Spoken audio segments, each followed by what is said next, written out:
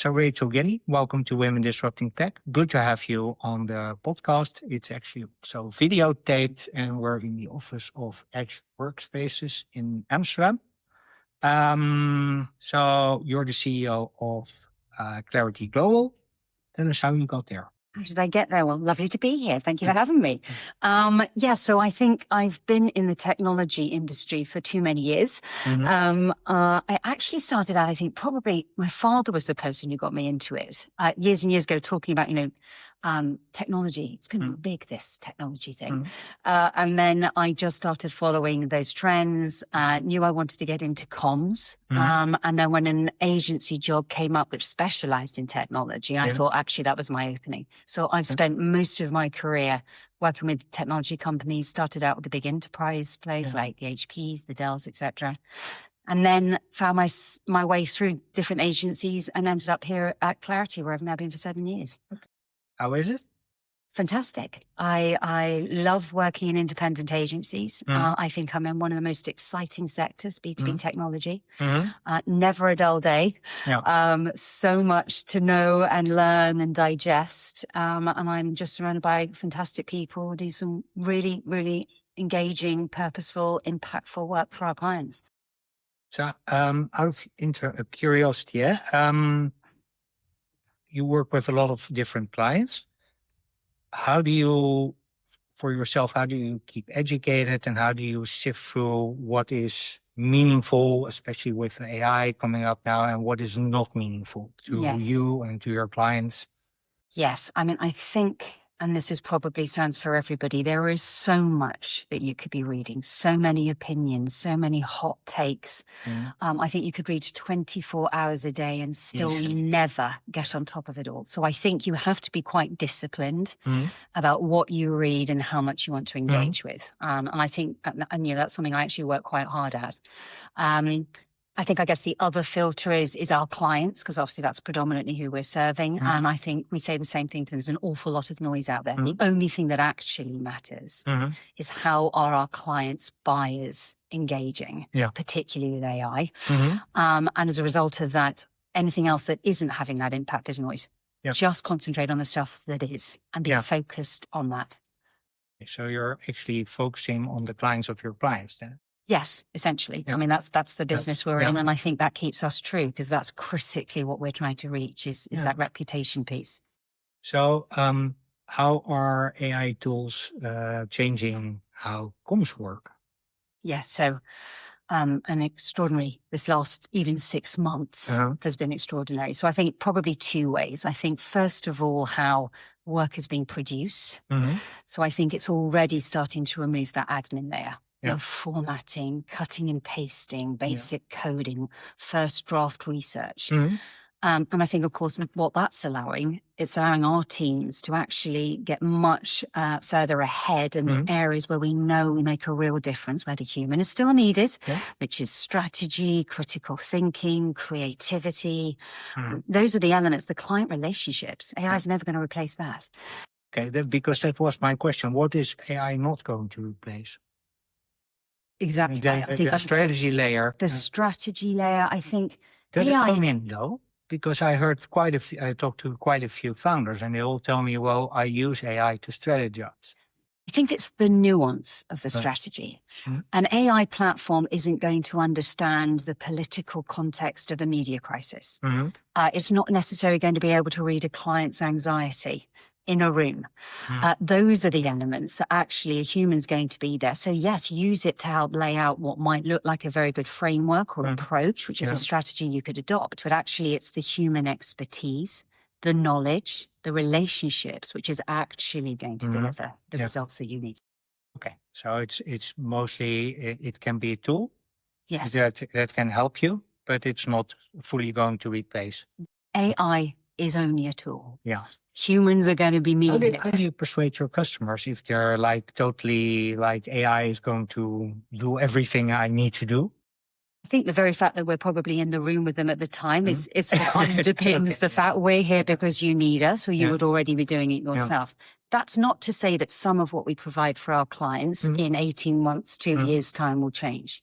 But I think it's about running senior consultant level advice for our clients. It's running lean teams so the clients can see the benefits of using third parties, which give them different thoughts, different approaches. And also agency means we're working with lots of clients in maybe similar sectors. And actually that knowledge is quite important for clients. Otherwise, they're only ever looking at it through one lens, which is their own. But that you can actually use it to sort of say, okay, we've experienced this at client A, so you might be running into this at some point in the near future as well. Trends, we might be following regulation that's happening at a government level, which actually is going to impact them at some point, which might not have been relevant before. All of that makes up the experience to enable us to give better consultancy. Okay, so what I'm hearing you say is you use it as a sort of, really as a sort of analysis tool to also select again the content that is relevant for clients. Absolutely. Absolutely. Okay, cool. So what's one thing that you see companies are still doing wrong in the tech space? Yes, I mean, where do we see them going? So I think, I mean, we've touched on it a bit here. AI is amazing on content, it's doing videos, it's doing images. But like I say, the human is still going to be necessary. We work with some very large enterprise clients at the moment, and they wouldn't expect us to be producing content without somebody who understands all the context of the journey that they've been on as a business. So editorial control of a lot of what we do is absolutely paramount. So I think companies, we have done some prospecting meetings where clients say, oh, we won't need you for any of that. We do that all on our AI platform. And our first concern is, well, actually, we've got to be very concerned about what we're pushing out for you because we don't know what sort of guardrails have been put around that. Are we saying things that are correct? Has it been fact checked? So that's very important for us and our reputation as a consultancy. I think that we are still reading that AI is going to replace traditional search, and that's just not the case. I think the elements that are going to make AI search incredibly important, good content, good narrative, third-party editorial that is coming out, all of those things still ring true. So I think if you're already doing the basics, you're in a good place anyway. What else have I seen? Oh, yes, we have heard some clients saying there's so much AI noise out there. Things are changing so quickly. We're just going to sit back and wait for a bit. And I'm like, no. That is not the approach you can. Why not?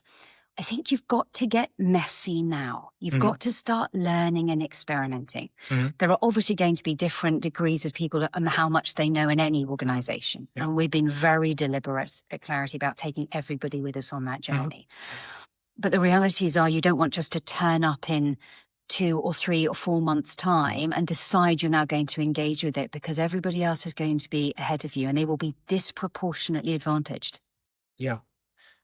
What would you say to women who are now still on the sideline on AI? Because what I see and what I read also is that there's there are women going into AI, but they're generally less far ahead in their journey compared to men, because men just go in head first and then just really get messy.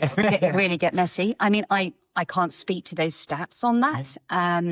I think maybe certainly in the B2B tech space, there's more men than there are women, which is a challenge in its own right.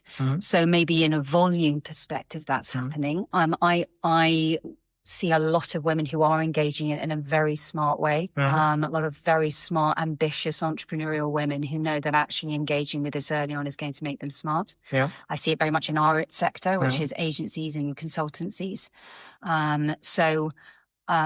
I think if that is the case and those stats bear out, then I think the advice is the same as I would give everybody. Get involved as quickly as you can. It's not as scary as you think. The advances already, I think, are taking away some of the negative elements that came out when AI first landed. You know, it's difficult to use. If you don't get your prompts right, it's not going to give you what you want. It hallucinates all the time. The advances in some of these platforms is extraordinary. And you can engage with it now, and it's very simple. My parents are 85. They use it. You know, so it's like, get involved. My mother is 88 and she also uses it. Not really heavily, but she does use it from time to time. I want to switch gears a bit because you recently launched a product called Surfaced. And if I understand it correctly, it helps companies with their generative engine optimization. Let's first say, what is generative engine optimization and why is it? Yeah, so GEO, an extension of what was search before, which okay. lots of organizations do. I mean, this was an obvious advance for us as an agency. They already had a well-established SEO team working across our client base on a globally. And I think the vernacular around GEO was something that they've been using for quite some time. Okay. It's sort of been in the last 6 months that suddenly everybody's become aware and everybody's banding around the term GEO. So it's an extension of what I think any very smart technical SEO team was already doing. Yeah. We had started to see B2B buyers using AI and the LLMs to surface what they thought were the right vendors they should be targeting. So we were seeing people putting in questions, for example, what is the best CRM system for a small business? And obviously it was then surfacing the vendors that it set. So we thought, goodness, there's something going on here. We have a CTO, Will Julian Vickery, on our side. He did research himself and said, looking at our build versus buy strategy as an agency, he's already built us an AI assistant platform that we use called Clara internally. He said, I think there's something here. We were then asking our clients, how are you measuring how your brands are showing up when people are searching? I think the percentage was huge. This was 6-7 months ago. No, we're not tracking it at all. So we looked at what was out there, realized that we could build something, and Surfaced was born out of that. We did our own research, which actually showed that about 65% of B2B buyers were using those LLMs. So at that time, that time. So that was like, okay, now we need to really move forward on this quite quickly. Part of the market already existed. Yeah, so I think, I think that's the whole B2B technology space is quite an interesting one anyway. Those sort of key influencers were ahead of the game anyway. They're smart on the tech. They've already been using a lot of the tools. That's a lot of the work they do to identify and shortlist who should be on those vendor lists. That was already ongoing. I think we just saw it, realized we had to do it. But also, how on earth can we consult our clients and tell them the type of activities they should be engaging with if we didn't know where they showed up? So Will built a tool that essentially took real search prompts that were going on and has built a dashboard which actually tracks how you're showing up against your competitors, how that shows up against all the leading major LLMs, and has given us an ability to see and pinpoint the exact sources and URLs where clients and brands are being surfaced. Yeah, and with that, they can also adjust the content that they have there, get ahead of their competitors because they actually come up, they can tweak their own content in such a way that they can end up as more relevant. Totally. And of course, what we're starting to see is trends. Now, obviously, this space is moving so quickly, so it may change in the coming months. But there were some key trends that were coming through. So third party, really highly endorsed editorial was making your brand rise up very quickly. So we're seeing those trends coming through. And what's enabling us to do is saying to our clients, actually, your share of voice against two of your top competitors, which is one of the KPIs you've asked us to track for you and improve, is showing that your competitors are doing a lot of video and you're not doing so much. Or actually UGC is huge, so we should be gauging that up. We haven't been looking at trade media as much. We've just been focusing on business, and maybe we should be thinking about that differently.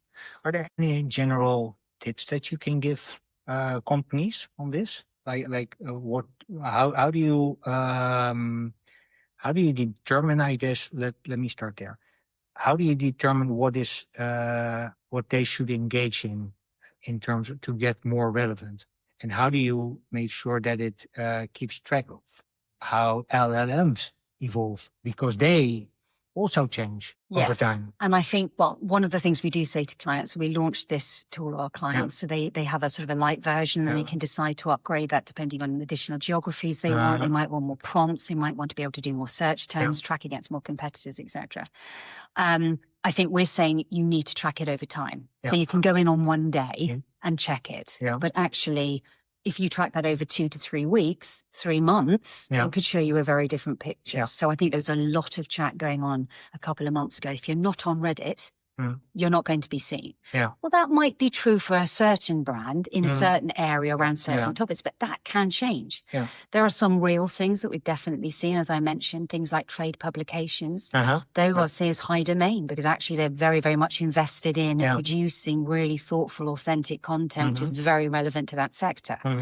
And so we're very much targeting those. So I think we are learning still. There's no experience to fall back on. This is what's so exciting about this area. So we're very open with our clients, very transparent. We're learning together. Let's see what the data is showing us, but let's be smart and let's use the results we're getting to actually train the AI platforms for our benefits to see how we can make it work.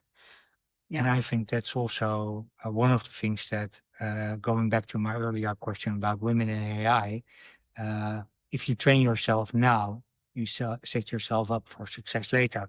Completely. It's not a one and done game. No, not right now. No, especially absolutely with not.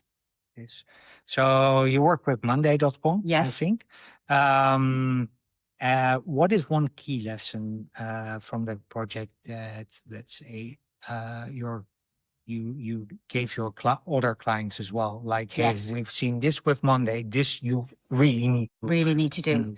So a fantastic client, Monday.com, really fast moving, ambitious in what they're trying to achieve. So they produce something called this World of Work report. And from just a purely comms perspective, you'd think, well, actually we just need to get coverage for them. And it's a really good, thoughtful report. We wanted it to be recognized in the right places.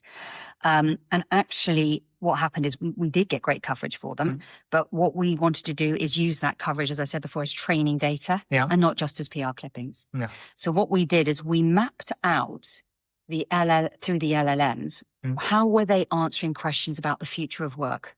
So we were asking the questions, a whole series of things that we thought people might search under. And then we actually deliberately shaped the story to influence those answers.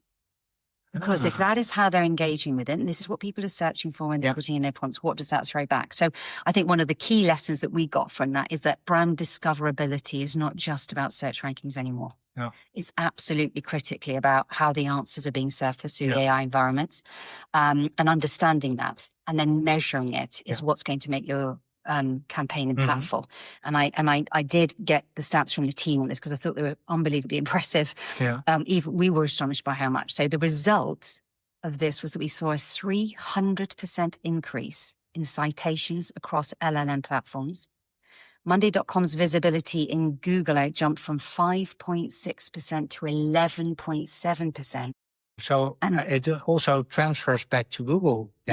So the whole GEO thing that is sort of new is not separate, but also influencing the old-fashioned quote-unquote CEO. Absolutely. And AI overviews increased from 1.3% to 7.1%. So, we're saying to clients, you shouldn't be asking this is an comms environment. Obviously, it's going to change depending on what service you're just choosing to work with a client or an integrated campaign. But we're saying, don't ask the question, how do we get coverage? You need to be asking the question, how do we show up when AI is answering a customer's question?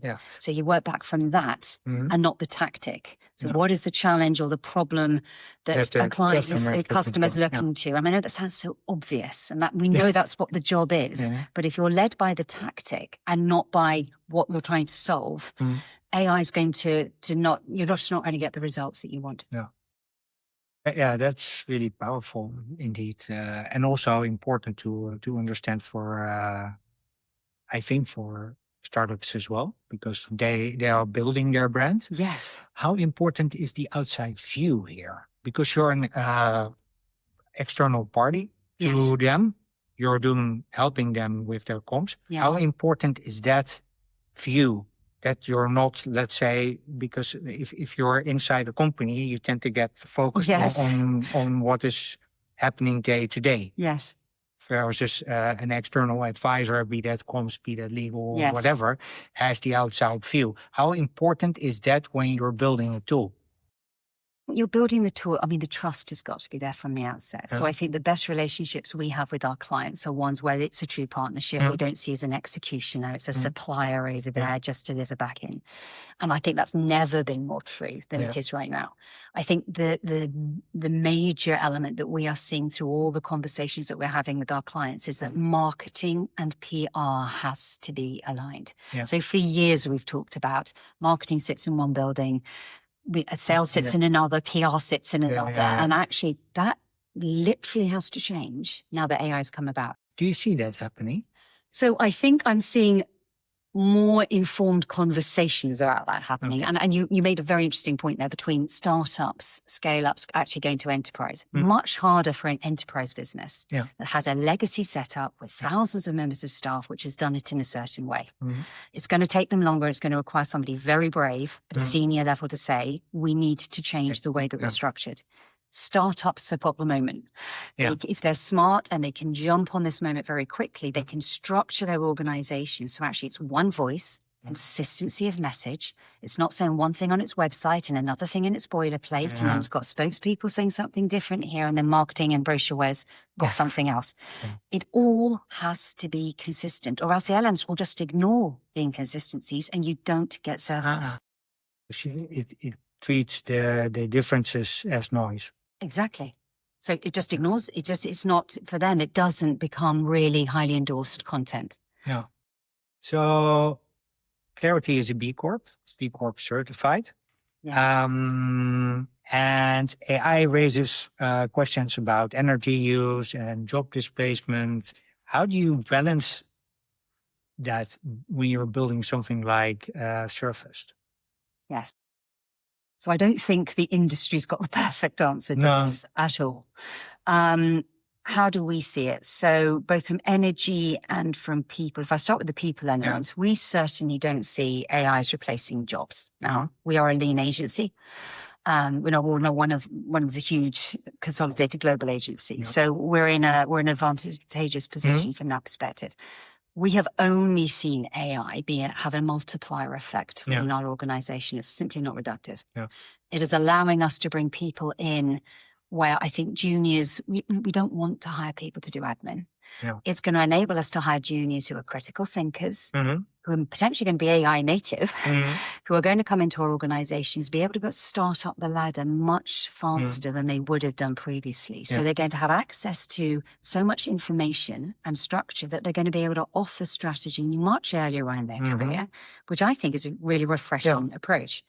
So I think, we don't see, certainly in the way that we're operating, and the conversations that we're having with our clients, it's very much, this has enabled us. Yes, there's some time efficiencies without a doubt that it gives us, but it means that we can devote more time to where we know we can deliver impact for you. So we're having fantastic conversations with clients about how we can use that to better the purpose and the impact we're achieving for. Do you see it increase the amount of time you have to do critical thinking? Yes, without a doubt. I mean, the time that was spent delivering some of the research for a client, which could well have taken a team 3 or 4 days. Key searching, reading lots of information. Yes, it still needs to be checked, but AI can produce so much for you and give you that first version that allows you to take different approaches. And that extra time for a client is imperative. Clients' budgets are tight at the moment. The world is a chaotic environment. People are concerned about what the future is going to look like. So every moment we spend with a client has got to be delivering something back for them. And so anything that's going to enable us to deliver better consultancy, smarter results at this time is critical.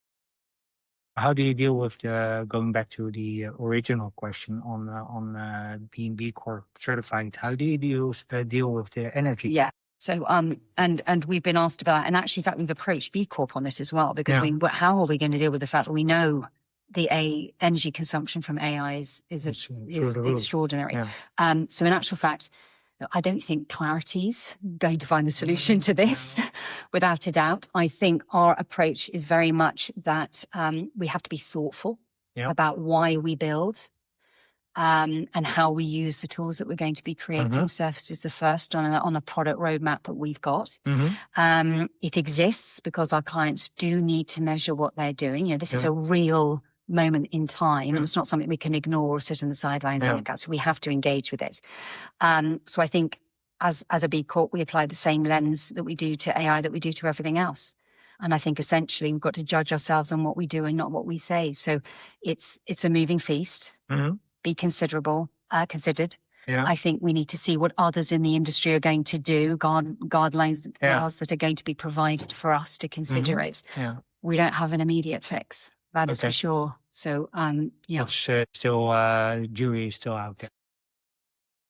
Yeah, I think so too. And it's indeed, if you do the conversation together with B Corp, but also with clients to figure out, hey, what do we see as commensurate in terms of energy use, then you can also go back to the, and also screen, I think, the tools that you're using, like, okay, does this help us meet the goals? Yeah, completely. And how much of that do we need to do in order to deliver what we said we're going to? Yeah.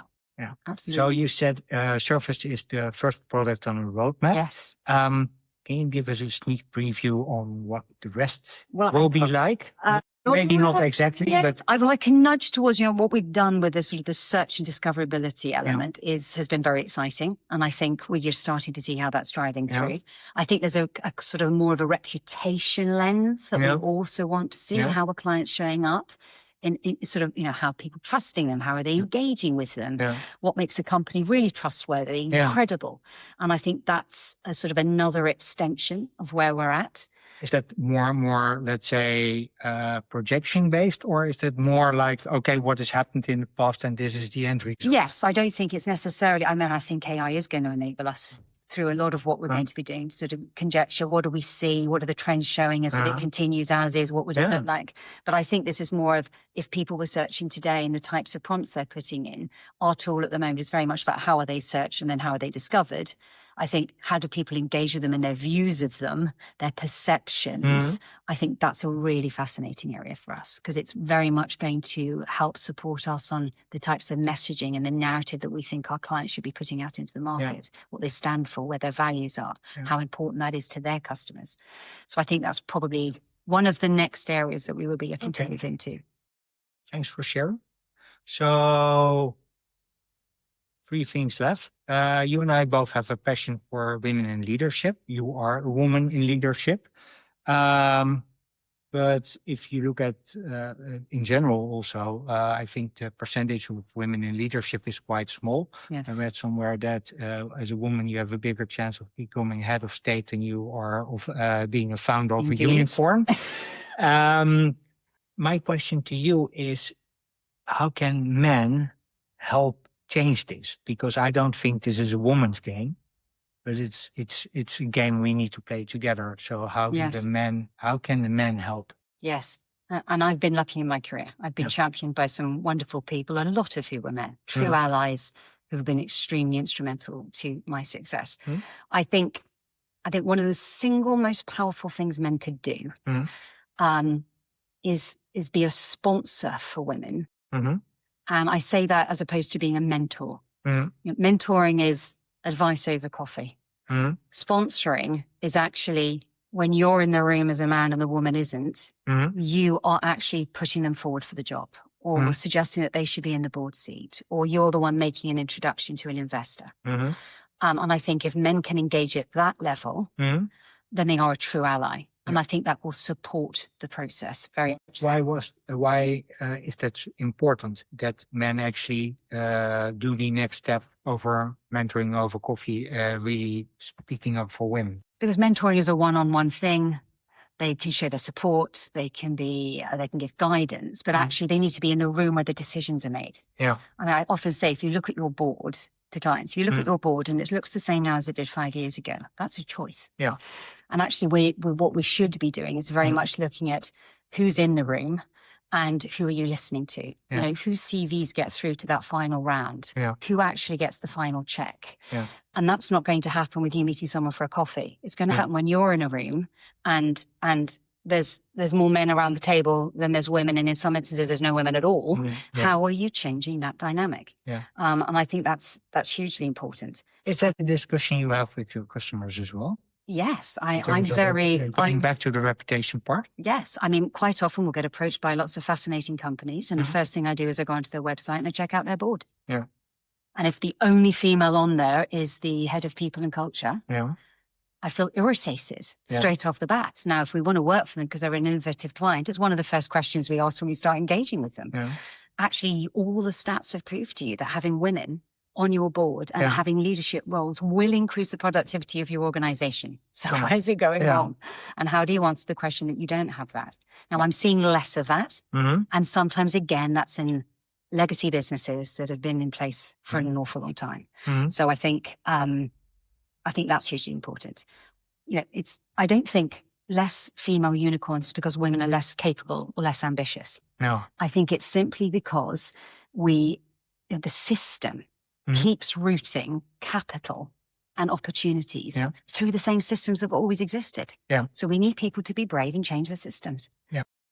Okay. We'll get to that part in a bit. Before we go there, you are sponsoring and maybe even co-organizing an event on women's health. Yes. I was curious, what made you interested in that area? Yes. So I think a number of different factors. I think in a business level, part of our organization runs something called the FemTech Alliance. It's a very successful trade body, getting lots of people in health and health tech together to talk about the issues that matter, both at policy level and communications levels, etc. So that was the first part. We have got a large proportion of our team are females and who feel very passionate about this, as do I, and have some personal experience of engaging with systems that simply do not recognize that 51% of the population are actually women, and nobody has done enough research into it. But even saying the words is extraordinary. So the opportunity to start driving more of those conversations around health tech. I think post-COVID, health tech really surged in terms of the organizations that were out there, the investment that was going into this sector. So it's exciting anyway. If you were looking at sectors you wanted to engage with, health is absolutely one of them. And we've got a number of really exciting clients in that space. Then there's been lots of policy decisions, strategies that have been put in place, certainly in the UK. And it was a moment for us to jump on those and say, actually, we want to be part of those discussions. We're very proud to be involved with them. And I think it's going to be a fascinating discussion. I'm hoping we're going to have more of those. I think the more that we can talk about gynecological issues, fertility, menopause, and the fact it does not get to the same level of research and investment and consideration is something that has to change. Yeah. Absolutely. Another thing, going back to our earlier discussion, is underfunding of women businesses in general. So I'm building an AI tool to help female founders get better access to funding. It's called fundingcoach.ai. Basically, it helps founders with screening pitch decks and also connecting them directly with investors. So being that person in the room who then tells investors, hey, you need to look at this. Fantastic. What a great space to be in. Yeah, I think so too. And it's also very exciting and easier than ever with AI. Yes, absolutely. So that I can absolutely tell you. So from your perspective, what does that tool need to get right to build trust on both sides? So both on the female founder side, but also on the investor side. Yes, and trust is going to be critical there because people have tried to do this before, so why hasn't it worked? And at a very basic level is what is the human involvement in there? I think if you're going to need a human in the loop, a founder needs to know that actually the investor cares, so founder needs to know that there's a human there who cares whether the founder gets the funding.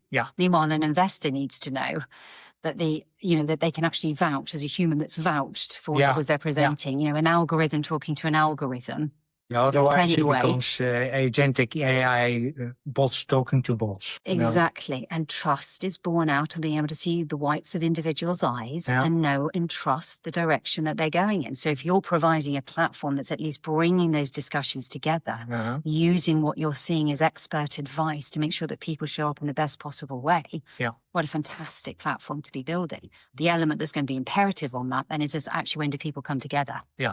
And I've said this, I think AI is going to transform so much, but I think there's going to be a surge in events and the gathering of communities together in the future. I think that's going to be huge because I think people are going to crave human contact, conversation. It was always, I think it was gathering anyway. Post-COVID, people had missed it, and I've started to see it pick up again. There's lots of conferences, etc. But I see a lot of groups, let's get together, 15 people, let's talk about what's going on in your world. And I think I'm seeing lots of that happen. And I think we would very much, in our own sectors that we operate in, would like to be the creator of communities where we bring people together to talk about topics that are hugely relevant. So something like you're doing here is fantastic. You're giving them the platform that enables them and gives them the confidence that they can show up in the right way. It's then the element of the human bit on the top of that, I guess, that's going to be critical. Yeah, I think that's indeed really important to have the human in the loop and also the human visibly in the loop. Yes. To both ends, so that people see, okay, this is not just a bot that is connecting people, but or an algorithm connecting people. It's just sort of almost handmade. Yes. And tailored. Absolutely. Yeah, very much. The challenge there is, of course, to use AI in a way that it does scale, but that it doesn't come across as fake. Exactly. Because it's an overused word, authenticity, I know, and everything being authentic, but never has that been more true. If anybody gets a sniff that it could potentially be, they're just not going to engage. And I think we're going to get smarter and savvier at that. And that's a beautiful part of the world we live in. So Rachel Gilley, thank you very much for an amazing interview. If people would like to learn more about you, about Clarity, or about Surface, where would you like to send them? So clarity.global is our agency website. Surface.com if they want to know more about the AI tool. I'm on LinkedIn, which I'm on a lot, learning and engaging with lots of people on there as a platform. So yes, they can get hold of me on any of those. And we'll include those links in the show notes. So once again, thank you very much. Thank you. Listeners, thank you very much for listening. And until the next episode, as always, keep being awesome.